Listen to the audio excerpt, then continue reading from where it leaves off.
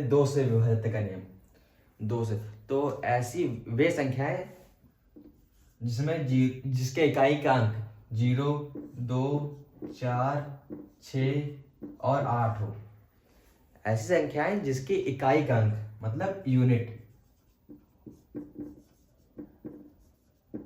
इकाई का अंक 0, 2, 4, 6, 8 हो, तो वो वे संख्याएं हमारी दो से पूर्णतः विभाजित हो जाएंगी। जैसे कोई संख्या हमारी 24 है, इसके इकाई का अंक 4 है, ठीक, ये भी हमारी पूर्णतः विभाजित हो जाएगी।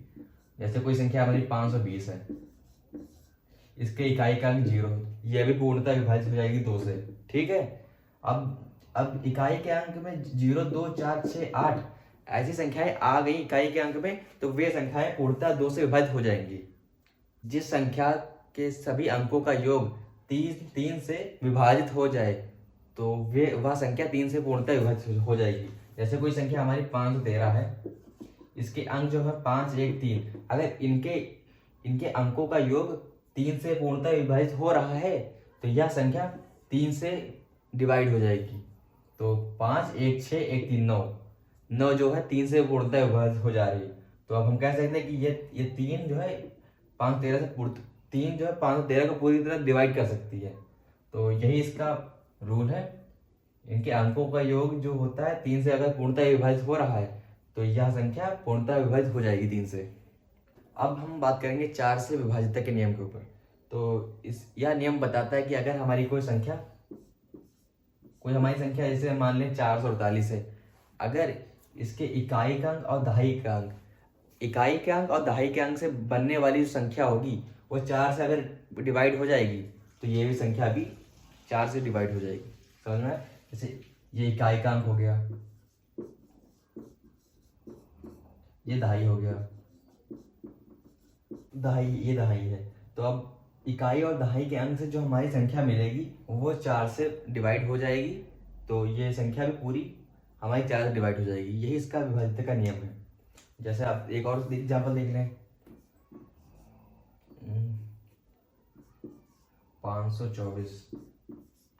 अब इकाई का अंक 4 है और दहाई का 2, तो बन रही संख्या 24। अब 24 4 से डिवाइड हो जाएगी, इसका मतलब 4 से 524 भी डिवाइड हो जाएगा। अब हम बात करने वाले हैं 5 से विभाजित के नियम के ऊपर। तो यह नियम बताता है हमें कि अगर कोई संख्या की इकाई के अंक 0 अथवा 5 आ जाए, किसी संख्या के इकाई के अंक के स्थान पर 0 अथवा 5 आ जाए तो वह संख्या पूर्णतः 5 से विभाजित हो जाएगी। जैसे हमारी कोई संख्या है 520।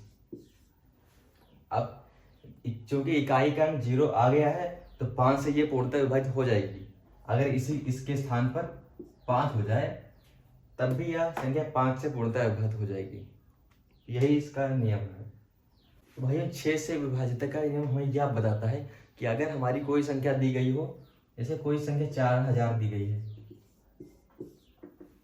अगर यह संख्या 2 से और 3 से पूर्णतः विभाजित हो जाए तो वह संख्या 6 से भी विभाजित हो जाएगी। 2 से तो विभाजित हो जाएगा 4000, लेकिन 3 से नहीं होगा, तो यह संख्या 6 से विभाजित नहीं होगी।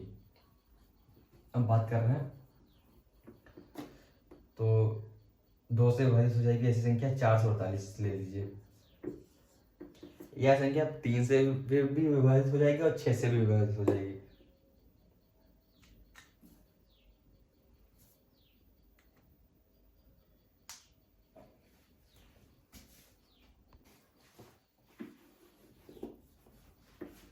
तो भाइयों अब हम बात करने वाले हैं 6 से विभाजित के नियम के ऊपर।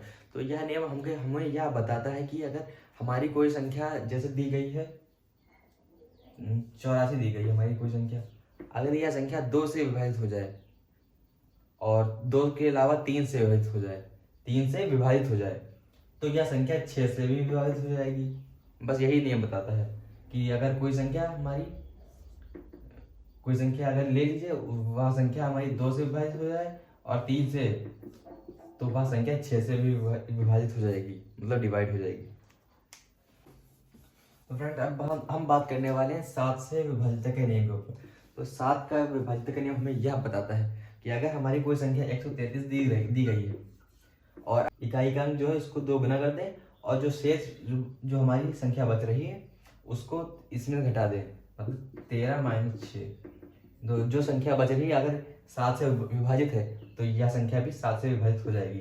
तो 13 में से 6 गया 7, तो यह संख्या पूर्णतः विभाजित है 7 से, तो यह संख्या भी पूर्णतः विभाजित हो जाएगी।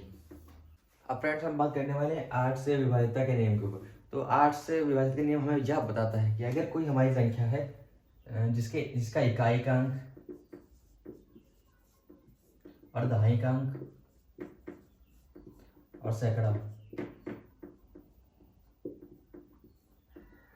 अगर यह 8 से विभाजित हो जाता है, 8 से डिवाइड हो जाएगा, 8 से हमारा डिवाइड हो जाएगा। जैसे कोई संख्या हमारी x y z है, इसमें इकाइकांक, दहाइकांक और सैकड़ा अगर 8 से डिवाइड है तो वह संख्या भी 8 से डिवाइड हो जाएगी। और या फिर सब इस दोनों के स्थान पर 0 हो और कोई भी संख्या हो तो वह पूरी 8 से विभाजित हो जाएगी।